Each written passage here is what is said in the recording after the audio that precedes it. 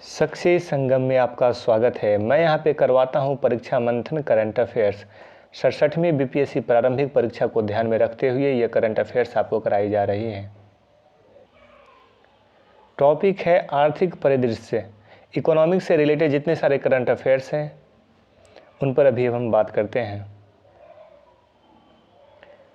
चीन में आर्थिक मंदी प्रभाव और निहितार्थ, अर्थात जब चीन में आर्थिक मंदी आया है तो उसका प्रभाव कैसा रहेगा और उसका निहितार्थ, उसका मतलब क्या है। अक्टूबर 2021 में चीन के राष्ट्रीय सांख्यिकी ब्यूरो के अनुसार मौजूदा वर्ष की तिमाही में चीन का सकल घरेलू उत्पाद जीडीपी की वृद्धि धीमी होकर 4.9% पर पहुंच गई है, जिससे भारत जैसी अर्थव्यवस्थाएं प्रभावित होगी। प्रमुख बिंदु देखिए।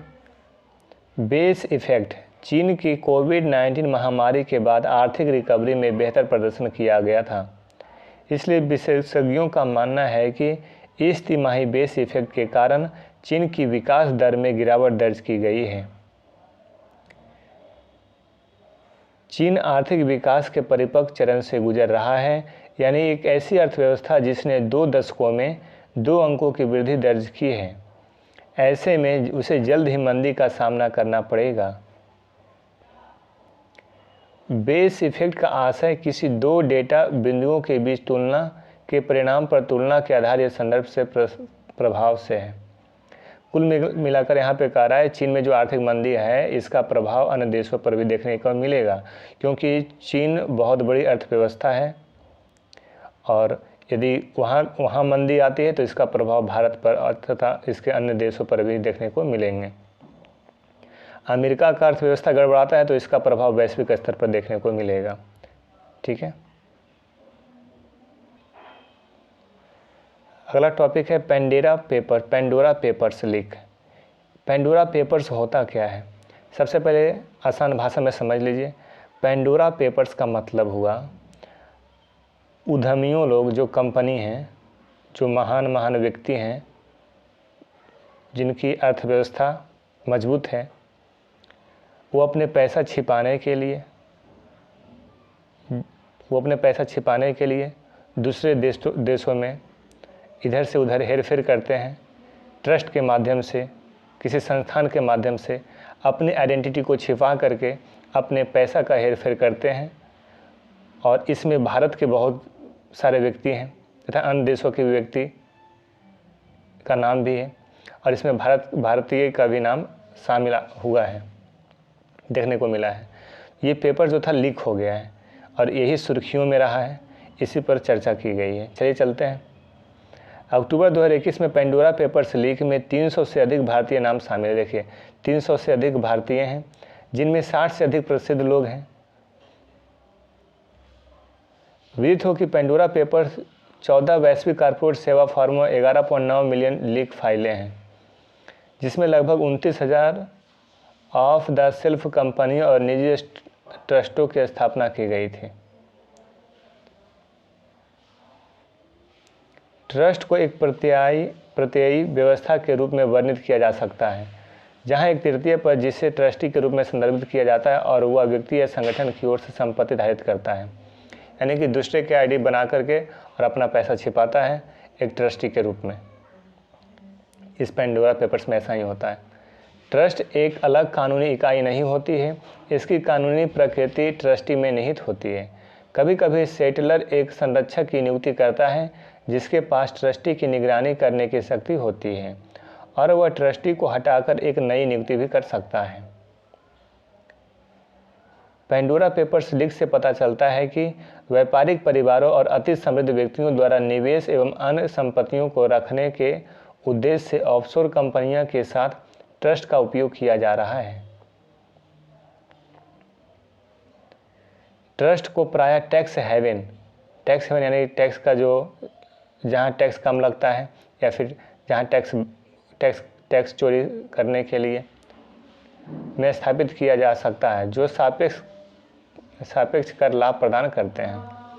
यह लीक बताती है कि किस प्रकार अमीरों ने संपत्ति नियोजन के लिए ऐसे क्षेत्राधिकारों में जटिल बहुस्तरीय ट्रस्ट संरचनाओं की स्थापना की है, जहां कर संबंधी कानून तो काफ़ी जटिल थे किंतु वहां गोपनीयता कानून काफ़ी सख्त है।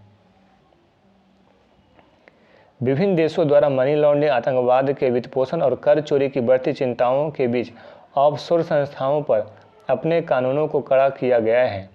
हालांकि इस लीक से पता चलता है कि व्यवसायों द्वारा अभी भी इन माध्यमों का प्रयोग किया जा रहा है। ध्यातव्य है कि पनामा और पैराडाइज पेपर्स यानी पेंडोरा पेपर्स लीक भी व्यापक पैमाने पर व्यक्तियों एवं निगमों द्वारा स्थापित ऑफशोर संस्थाओं से संबंधित है।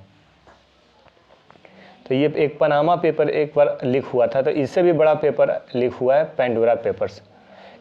तो पेंडोरा पेपर्स और पनामा पेपर्स से आप क्या समझते हैं? तो कर चोरी से बचने के लिए, काले धन को छिपाने के लिए, है ना, पैसे को दूसरे देशों में भेजना, अपनी आइडेंटिटी छुपा करके किसी तीसरे व्यक्ति के ट्रस्टी पर व्यक्ति अपना पैसा छिपाता है। ठीक है, तो ये था पनामा और पेंडोराज। तो ये पेपर है, ये लीक हो चुका है। तो इससे पता चला है कितने व्यक्ति का नाम आया है। इसमें 300 व्यक्ति इंडिया का शामिल है, 60 वैसे प्रसिद्ध व्यक्ति हैं। ठीक है, तो ये टॉपिक हो गया आपका। अगला टॉपिक है बाई नाउ पे लेटर प्लेटफॉर्म पोस्ट पे लॉन्च हुआ है। पोस्ट पे लॉन्च हो गया है। नाम क्या है? बाई नाउ पे लेटर। फिनटेक करने का तो गया फाइनेंस एंड टेक, फाइनेंस को टेक्नोलॉजी से जोड़ना फिनटेक कहलाता है। तो फिनटेक कंपनी भारत पे ने पोस्ट पे के लॉन्च के साथ बाई नाउ पे लेटर श्रेणी में प्रवेश की घोषणा की है। नया प्लेटफॉर्म ग्राहकों को अभी खरीदारी करने और बाद में कहीं से भी भुगतान करने का क्रेडिट प्रदान करता है। पोस्ट पे प्लेटफॉर्म का उपयोग करने वाले ग्राहक प्ले स्टोर से ऐप डाउनलोड कर सकते हैं और 10 लाख रुपए तक की ब्याज मुक्त क्रेडिट सीमा का लाभ उठा सकते हैं। भारत पे के बारे में, भारत पे ने कहा कि इसका लक्ष्य अपने ऋण देने वाले भागीदारों के लिए पहले 12 महीनों में पोस्ट पे पर $300 मिलियन के ऋण पुस्तिका की सुविधा प्रदान करता है। फिनटेक कंपनी ने कहा कि ग्राहक ऑफलाइन के साथ साथ ऑनलाइन खरीद कर सकते हैं और EMI के माध्यम से आसानी से भुगतान कर सकते हैं।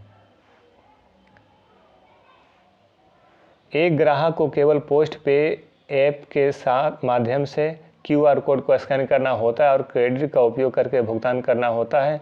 उपयोगकर्ता एक पोस्ट पे कार्ड के माध्यम से भी भुगतान कर सकते हैं, जिसे लाखों ऑफलाइन के साथ साथ ई-कॉमर्स प्लेटफॉर्म पर स्वीकार किया जाएगा। कोई विशेष मतलब एग्जाम के लिए नहीं है। आगे देखिए, बैड बैंक। अगला टॉपिक है बैड बैंक। सितंबर 2021 में केंद्रीय सरकार ने नॉन परफॉर्मिंग एसेट NPA की पुनर्प्राप्ति के लिए national asset reconstruction company limited NARCL द्वारा जारी सिक्योरिटी रिसिप्ट्स को वापस करने के लिए 30,600 करोड़ रुपये की गारंटी को मंजूरी दी है। विदित हो कि NARCL एक नई बैड बैंक आर्थिक संरचना का हिस्सा है, जिसकी घोषणा केंद्रीय बजट 2021 में की गई थी। सबसे पहले बैड बैंक का मतलब समझिए कि बैड बैंक होता क्या है। बैड बैंक कोई खराब बैंक नहीं होता है। बैड बैंक वैसे बैंक को कहते हैं जो डूबी हुई ऋण को रिकवर करने में बैंकों की मदद करता है। तो बैड बैंक एक सहायक बैंक है। किसकी सहायक बैंक है? तो कॉरपोरेट जो बैंक्स हैं, है ना, तो उसकी सहायक बैंक है। इससे क्या होगा कि एक बैंक तैयार की जाती है। इसमें क्या होगा, जो एक बैंक तैयार की जाती है वह केवल NPA, जो बढ़ी हुई NPA है, उसको रिकवर करने का कार्य करता है। वैसे आमतौर पर देखते हैं जो बैंक अपना ऋण दिया है, जिस बैंक का NPA हो चुका है, वही रिकवर करने का भी कार्य करता था। इससे इसके कार्यशील क्षमता पे प्रभाव पड़ते थे। इससे यह नकारात्मक प्रभाव होता था कि बैंक ज़्यादा ध्यान केंद्रित NPA पे फोकस करते थे, जो भी NPA डूबा हुआ उसको रिकवर करने पे। लेकिन यहाँ पे बताया जा रहा है कि एक बैड बैंक की अवधारणा है। इस बैड बैंक की अवधारणा में क्या होगी, यदि इसे सही से लागू किया जाए तो बैड बैंक ही उस NPA को रिकवर करने का कार्य करेगा। तो बैंक अपना कार्य करेगा जो बैंक का पर्पस है, और प्लस बैड बैंक अपना कार्य करेगा जो NPA रिकवर करने का इसका पर्पस है। अब देखिए, जो बैड बैंक की जो सबसे पहले उल्लेख की गई थी, बात आई थी, ये अमेरिका से शुरू हुई थी और भारत में भी इसकी अब बात चल रही है। 2021 में इस बजट में घोषणा की गई है। ठीक है, आप समझ गए होंगे यहाँ तक। आगे चलते हैं। उल्लेखनीय है कि भारत सरकार द्वारा बैड बैंक के निर्माण का उद्देश्य मुख्यतः गैर निष्पादित परिश्रम एनपीए की समस्याओं से निपटना है। तो बैड बैंक का उद्देश्य क्या है, समझ गए। बैड बैंक क्या है? तो बैड बैंक एक ऐसी आर्थिक अवधारणा है जिसके अंतर्गत आर्थिक संकट के दौरान घाटे में चल रहे बैंकों द्वारा अपने देयताओं को एक नव सृजित बैंक को हस्तांतरित कर दी जाती है।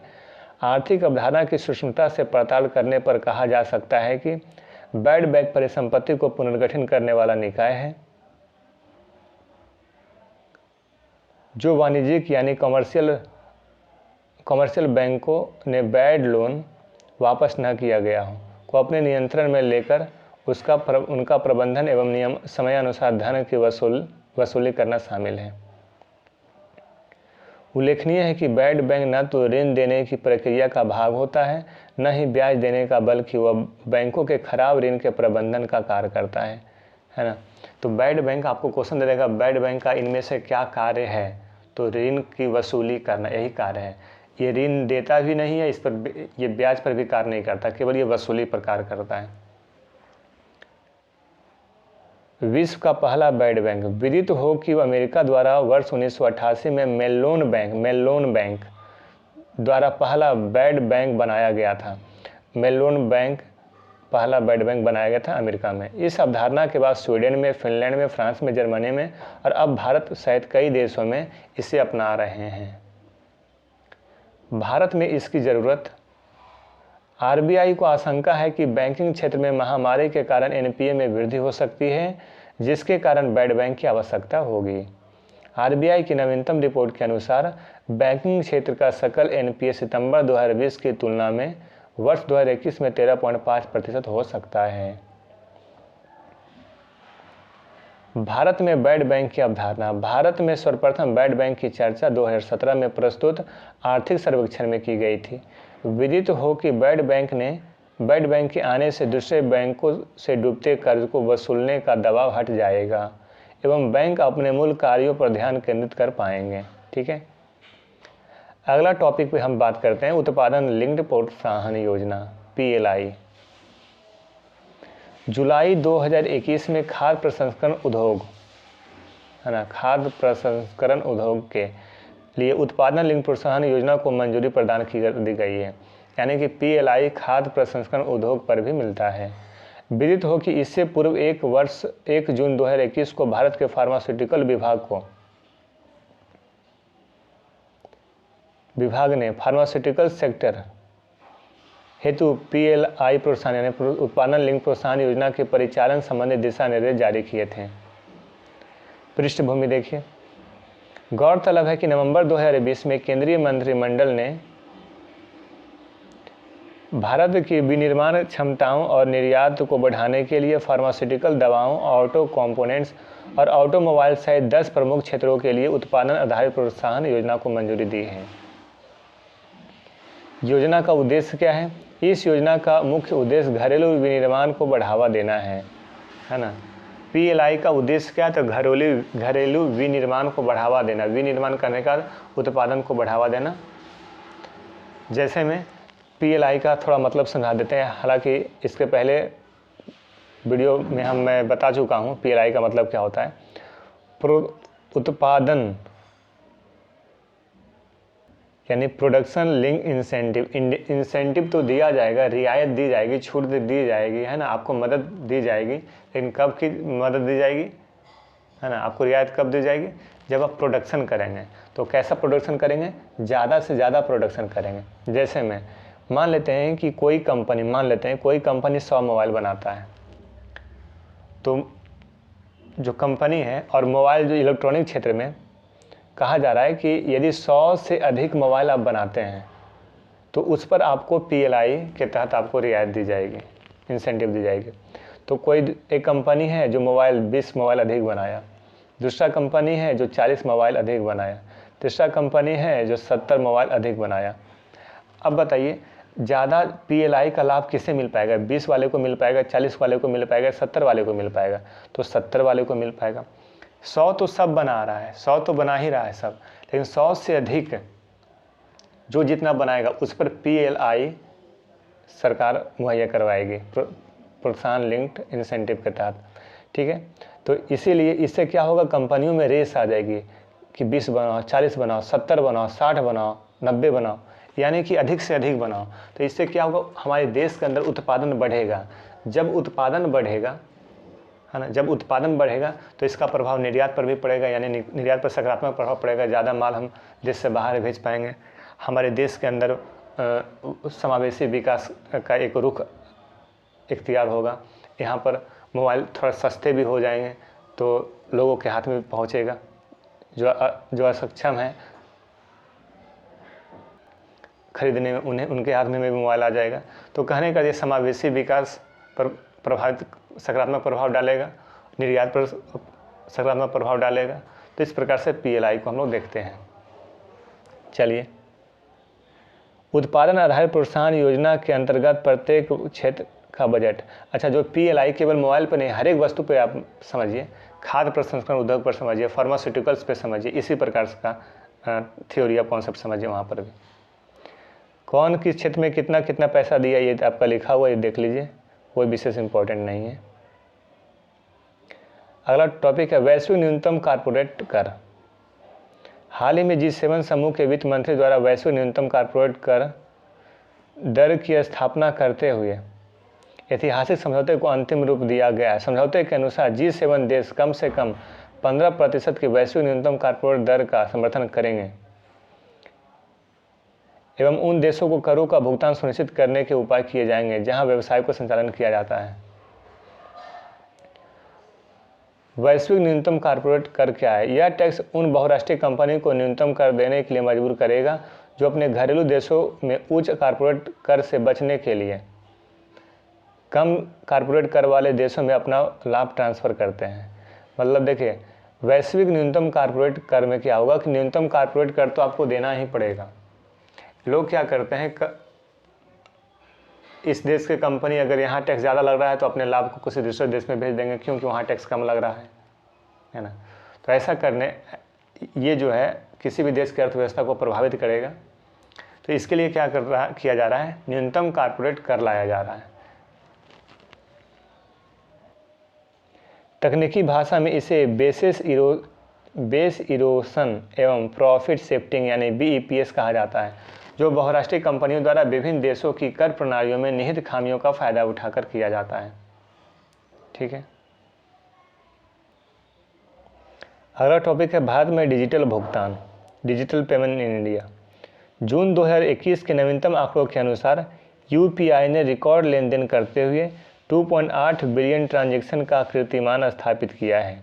भारतीय मुद्रा में यह लेन देन 5 ट्रिलियन रुपये से अधिक रहा है।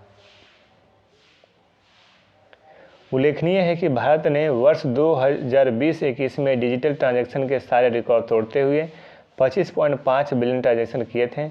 इसके पश्चात चीन का नंबर आता है जिसके 15.7 बिलियन ट्रांजैक्शन हुए हैं। ट्रांजैक्शन प्रोफाइल देखिए, कौन कितना ट्रांजैक्शन हुआ है, कोई विशेष इंपॉर्टेंट नहीं है, देख लीजिए आप एक बार। अगला टॉपिक है फास्टैग। हाल ही में केंद्र सरकार ने 1 जनवरी 2021 से 4 पहिया वाहनों के लिए ऑटोमेटिक भुगतान हेतु फास्टैग नामक डिवाइस का अनिवार्य कर दिया है कि किसी भी जो 4 पहिया वाहन है उसमें फास्टैग लगाओ। इसका महत्व आधार कार्ड जितना ही है। इसके माध्यम से सरकार पूरे देश में वाहन की आवाजाही पर नज़र रख सकेंगे। ठीक है, आगे देखिए इसका उद्देश्य क्या है। इस पहल का उद्देश्य डिजिटल माध्यम से त्वरित भुगतान शुल्क को बढ़ावा देना है, वाहनों की सुचारू आवाजाही को सुनिश्चित करना है और टोल प्लाजा पर लगने वाले ट्रैफिक जाम को रोकना है। एक गाड़ी में 4 व्हीलर है, उसके शीशे पे एक चिप्स लगा रहेगा, है ना, एक QR कोड टाइप का लगा रहेगा। वो जैसे ही टोल प्लाजा पे आप जाइएगा उसको स्कैन कर लेगा, आपका पैसा कट करके चला जाएगा। ठीक है, तो इससे क्या होगा, टोल प्लाजा पे भीड़ जो है वो कम जाएगी, वहाँ पे जो ट्रैफिक जाम लगता है वो कम जाएगी। ठीक है, इसका ये प्रभाव हुआ। और सरकार क्या करेगा, इससे एक फ़ायदा और क्या है कि जो भी वाहन है उस पर निगरानी रखी जा सकती है कि ये कहाँ से कहाँ तक जा रहा है। ठीक है, इसकी आवाजाही पर भी निगरानी रखी जा सकती है। आगे देखिए क्या है फास्टैग। यह टैग कैशलेस भुगतान के लिए रेडियो फ्रीक्वेंसी आइडेंटिफिकेशन का इस्तेमाल करता है। इसी से धारक का प्रीपेड अकाउंट जुड़ा रहता है। यह चिप वाहनों की स्क्रीन पर इस तरह से लगाया जाता है कि उन्हें टोल बूथ पर रुकने की ज़रूरत नहीं होती है। ध्यान रखें कि यह 5 वर्ष तक मान्य होता है। एक बार आप फास्टैग लें तो 5 वर्ष तक चलेगा। ई-रूपी डिजिटल भुगतान प्रणाली। प्रधानमंत्री नरेंद्र मोदी ने 2 अगस्त 2021 को ई वाउचर आधारित डिजिटल भुगतान प्रणाली ई-रूपी का आगाज किया है। इससे डिजिटल भुगतान को बढ़ावा मिलने और भ्रष्टाचार पर लगाम लगाने की उम्मीद है। प्रधानमंत्री के अनुसार इस नई भुगतान प्रणाली से सबसे अधिक फायदा विभिन्न सामाजिक योजनाओं के मौजूदा लाभार्थियों को मिलेगा। इसका इस्तेमाल आगे जाकर प्रत्यक्ष लाभ अंतरण डीबीटी के विकल्प के रूप में किया जा सकेगा। इसकी मदद से लाभार्थियों को पारदर्शी एवं सुरक्षित तरीके से नकदी एवं अन्य सुविधाएं मिल सकेगी। इसका लाभ लेने के लिए लाभार्थी को न तो किसी से मिलना पड़ेगा और न ही कोई पैरवी करनी पड़ेगी। अगला है राष्ट्रीय खाद्य तेल मिशन। खाद्य तेलों की बढ़ती मांग के मद्देनज़र आयात निर्भरता घटाने के लिए राष्ट्रीय खाद्य तेल पाम ऑयल मिशन को केंद्रीय कैबिनेट ने मंजूरी दे दी है। यह 11,000 करोड़ रुपये से अधिक की लागत से शुरू होगा और मिशन को फिलहाल पूर्वोत्तर के राज्यों और अंडमान निकोबार द्वीप समूह में चलाया जाएगा।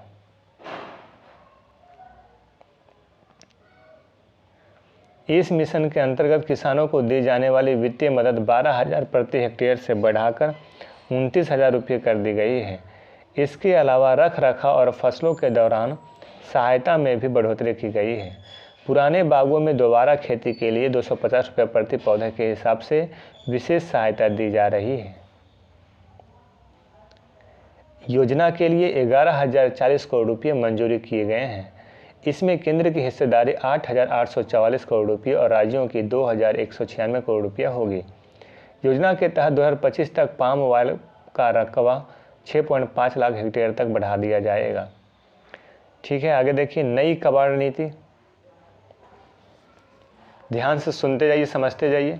वीडियो को 2 से 3 बार देखिए और मैगजीन को खुद से भी पढ़िए, ज़्यादा अच्छा होगा। वीडियो को देखिए 2 बार 3 बार देखिए, लेकिन मैगजीन को भी कम से कम 1 बार पढ़िए। करंट अफेयर्स छप करके आपके दिमाग में उतर आएगा। मार्च 2021 में केंद्र सरकार ने नई वाहन कबाड़ नीति को मंजूरी प्रदान की है। इस नीति के लागू होने पर सड़क पर वही वाहन चलेंगे जो फिट होंगे। विदित हो कि फिटनेस कबाड़ केंद्रों के लिए नियम जारी होने के साथ 1 अक्टूबर 2021 से पुराने वाहनों को कबाड़ में बदलने का काम